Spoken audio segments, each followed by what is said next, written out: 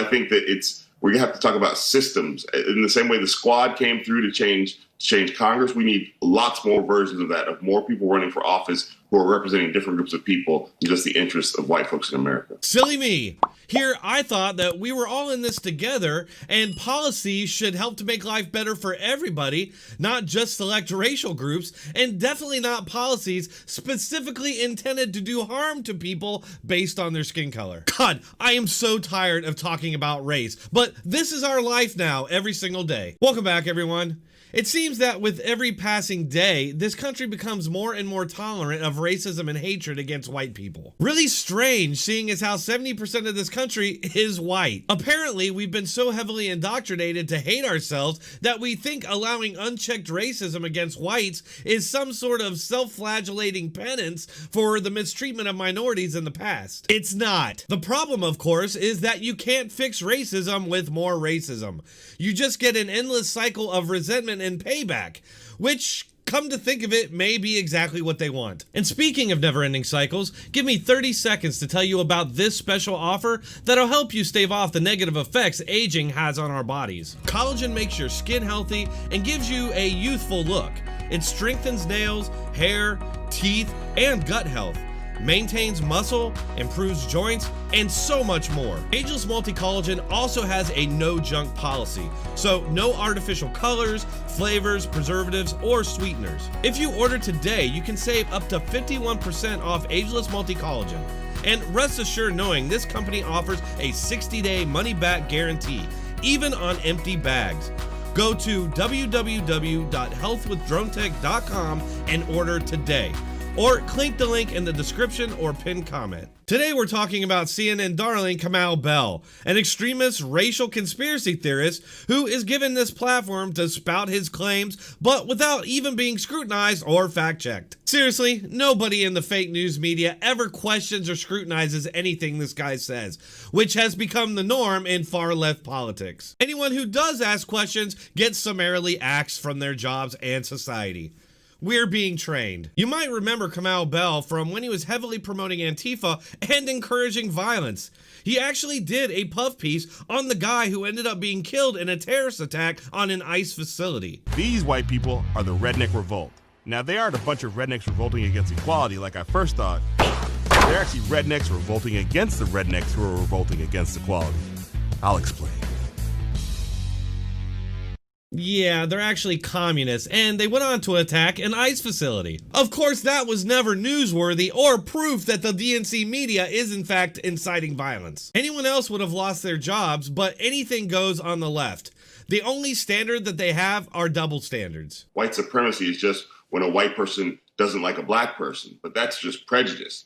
In America, white supremacy is a system that promotes whiteness and white maleness specifically, and white Christian maleness specifically, over everyone else. Golly gee, Mr. Racist Hate Monger. Maybe that's not intentional and a result of this country being a majority white. If you go to Japan, you're likely gonna find that they champion Japanese culture above all others. I guess that's just white supremacy. Perhaps people just emulate what you call whiteness because of the success it brings people. I wouldn't even call it whiteness, just making good choices. Thanks to the Smithsonian and the National Museum of Black History and Culture, we know guys like Bell think things like individualism, independence, delayed gratification, family structure, a good work ethic, rational thinking, and setting goals are all hallmarks of white supremacy. If all of that is whiteness, what's wrong with promoting it? Frankly, I think the idea of promoting these traits as connected to a skin color to be incredibly racist and self-defeating. I mean, it's the very definition of racism to ascribe traits and abilities based on skin color. As if there aren't cultures all over this planet that value those traits. So if this is in fact whiteness, then I see nothing wrong with promoting it.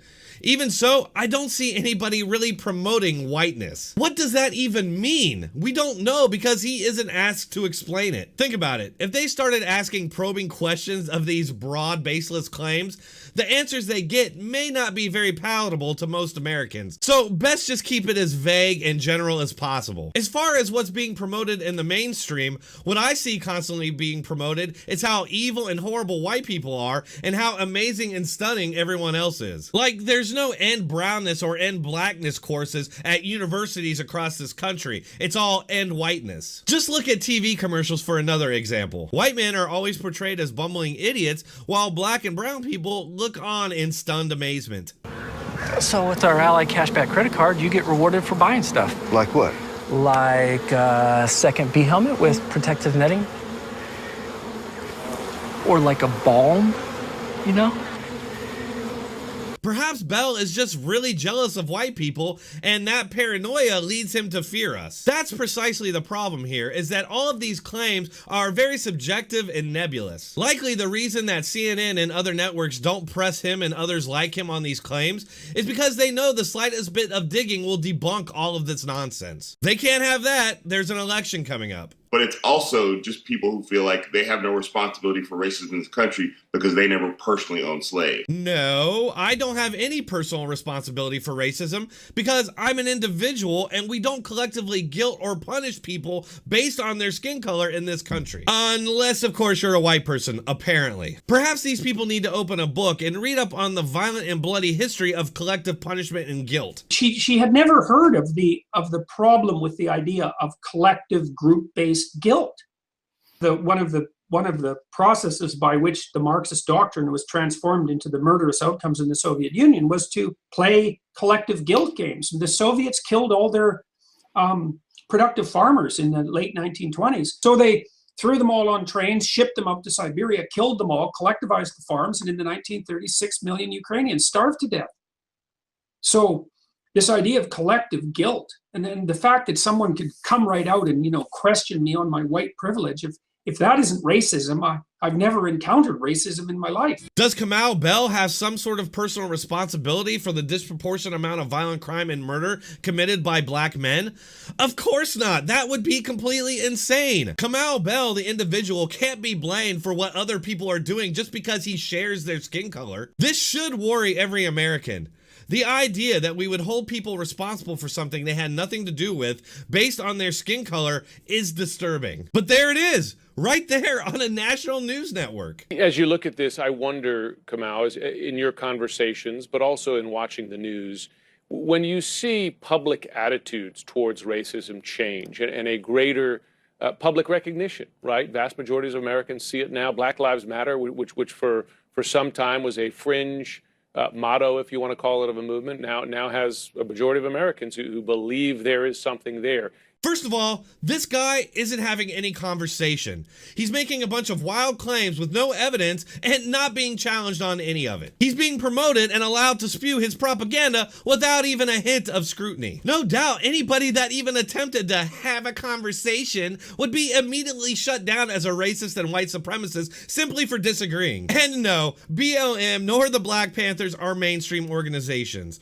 The fact is, most Americans agree that Black Lives Matter. We never opposed that or disagreed with it. It's incredibly insulting to think that Americans need to be lectured about this by a group of far left extremists, especially when the biggest threat to black Americans is other black people, and it's not even close. What we need is systemic and structural change. So I think that we have to talk about systems. In the same way the squad came through to change Congress, we need lots more versions of that, of more people running for office who are representing different groups of people than just the interests of white folks in America. And there it is.